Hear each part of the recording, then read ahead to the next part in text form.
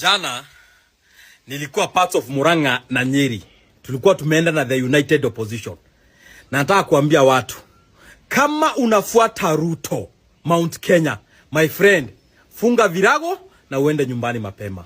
Ruto Mount Kenya hatafika hata 5%. Mimi hata sikwenda kwa hizo rally.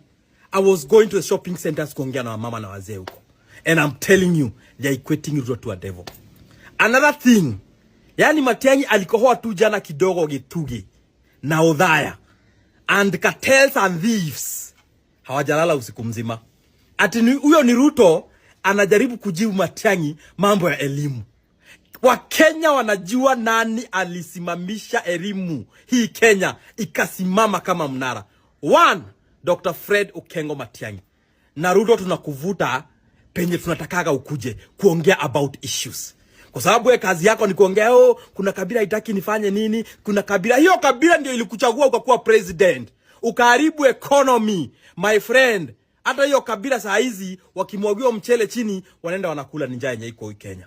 And I'm telling you, because you live in this country, teachers, askari, civil servants, watu ambao ni employed, everybody, mnajua ukweli ya Mungu that Ruto is taking our country to a cliff. Na kama hatutatoa ujamaa by 2027, our country will never be the same again. Na hizo vitu Matiang'i aliongea jana, ndio unaona Ruto saa hizi amechemka hivyo. Because Matiang'i was talking about the real issues that are affecting our country. Na tangu jana mpaka saa hizi, hizo vitu ndio zina trend. Because we need a leader, a no-nonsense leader in this country. Vitu ziwekwe laini. And we know that person. Niliambia watu mahali wa Kikuyu, walikuwa wanauliza, kwani Uhuru hangepata Mkikuyu amweke kama Jubilee deputy leader na akuwe presidential candidate? Nikawaambia during the 10 years tenure of Uhuru, aliona mtu alikuja akatoa Kenya from analog to digital. Aliona mtu Kenya for the first time walimu hawakuwa nalipa examination fee countrywide. Aliona mtu Kenya aliingia security docket huko Nakuru, huko kwetu nyumbani Nakuru kulikuwa mpaka na group ilikuwa inaitwa confirm group. Matiang'i yani hawa watu I don't think kama hiyo confirm group inaweza rudi tena. Aliambia watu wa Nakuru, nimekuja kuconfirm that hamtawahi sikia confirm group hii Nakuru tena. Ruto, tunaanza kukuvuta penye tunataka. You talk about the issues because you have finished this country. Ruto, sahi you are a billionaire. You own banks, not just in Kenya, but in Africa. Watu tunakujua, imebaki to 2027. We will expose you. We will expose everything you have rooted in this country. Wakenya watakujua vizuri. Na ukienda nyumbani, president mwenye atakuja na ni Matiang'i, akufuate hizo vitu zirudishwe umma. Unatuambia mambo ya shule, mambo gani unatuambia mambo ya shule, my friend? Tumeona Kimani Ichung'wah juzi akisema you have the most incompetent peers. Ati mambo na shule watu wasomi. But we know it's you. Leo unakuja kutuambia sijui umefanya nini. Shule umefanya nini? Umefanya nini? You are not foolish bwana. Pale nyuma masomo ilikuwa na matatizo. 2022 capitation ilikuwa chini. Walimu walikuwa hawatoshi. Pesa ya kusomesha watoto wetu ilikuwa haitoshi. Hata program ya university ilikuwa karibu inasambaratika. Lakini kwa kutambua umuhimu wa vijana, we fixed the education program that was broken. Mimi naona viongozi wengine wanasema mambo mengi, wanajaribu kutupatia lecture ya mambo ya education system. We want to tell them, we are fixing your mess. You messed the education system. There were no teachers in class. There was inadequate capitation. There was no enough money for universities and TVETs. 21 universities were facing closure because of insolvency. Please, spare us your pontification. Spare us the lectures you are lecturing us. We are simply fixing your mess. Today, we have more money going to capitation.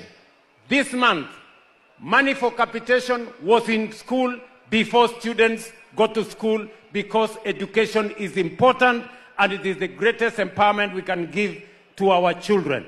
Number two, we have hired 100,000 teachers to fix the challenge of teacher shortage that you left behind.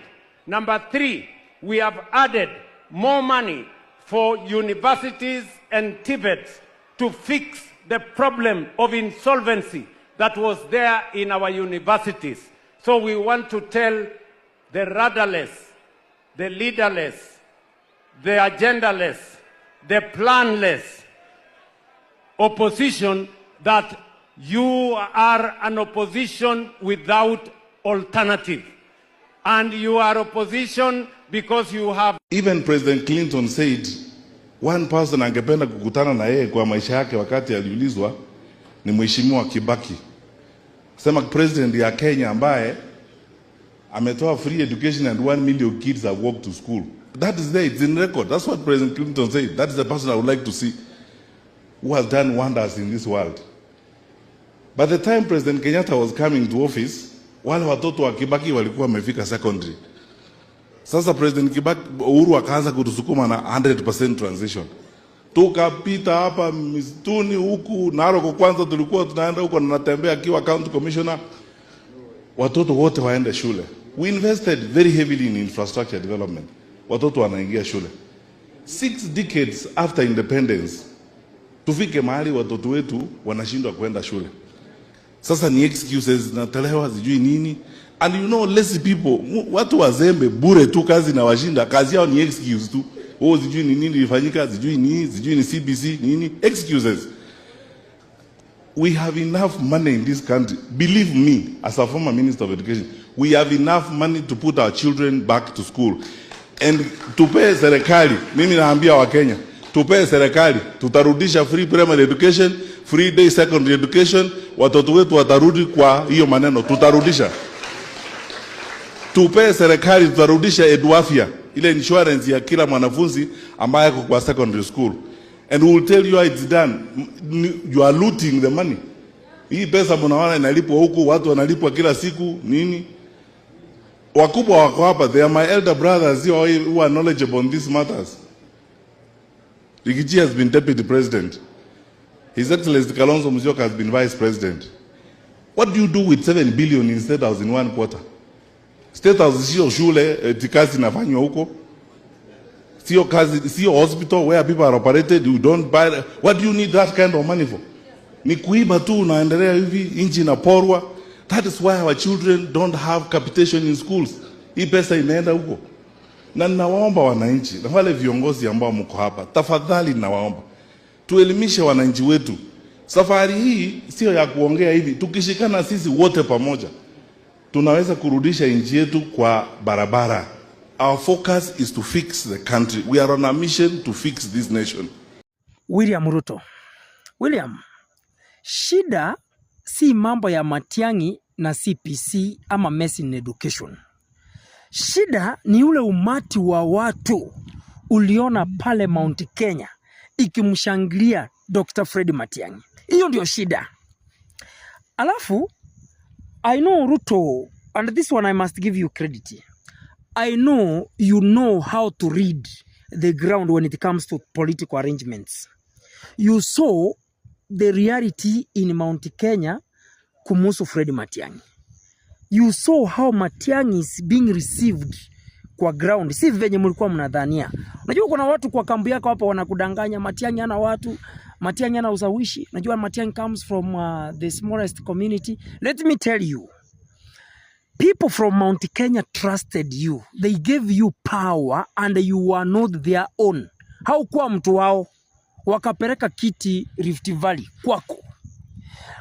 Why do you think that they can't take this same seat to Gusii? Mbona ulikuwa unafikiria eti wewe peke yako ndio unaweza patiwa na watu wa Mount Kenya? Hii bado umeisoma. Acha niambie msikilizaji mwenye anasikiza hii analysis yangu yenye napeana hapa. Shida si mambo ya CBC. Shida si education. Eti Matiang'i Uhuru walimesi. Which I disagree with Ruto 100%. Hakuna mtu walimesi education. Capitation ilikuwa inafika shule mapema. Mambo ya university funding model was nice. Anything you have changed in this regime concerning education is for your own gain and stealing from those departments. That's what people of Kenya understands. No amount of rhetorics, propaganda, the cheap arrangement that will change the people of Kenya. Jani kuambie, Wakenya si wajinga. Wakenya ni watu werevu sana, William. Jani kuambie. And I thank Uhuru Kenyatta venye alikuruhusu ukaendelea kutawala ndio watu wajue the reality. Hiyo klipu naileta in the next episode. Lakini la muhimu wa Kenya wanafaa kujua, shida ya Ruto si mambo ya CPC. Shida ya Ruto is the overwhelming support, love you gave Dr. Fred Matiang'i in Mount Kenya. Ruto didn't expect to see this. And that's why I said, Ruto, Matiang'i is coming for you. You thought I was joking. Because I know the structures. I know the mood of the country. I know the voters arrangement. Sasa, pambana. Hakuna siku utakaa State House. Sunguka hapa utafute namna. Najua Matiang'i akizunguka hapa anaongeanga reality, genuinity, truthfulness. Wewe ukizunguka hapa bado ni propaganda. Ambia hata vijana wako hapo wenye wako hapo kwa ofisi yako hapo wanaeneza propaganda, ma bloggers nini na nini. Sisi we are past that. Some of us we supported you. We campaigned for you, man. This time around tunajua reality. Ndio sababu tumekuja the people centered campaign for Dr. Fred Matiang'i. He is paying nobody, but we are doing campaigns because we want to disapprove you that as a country we feel you are messing. That's the truth. Wait for the next episode. Inakuja.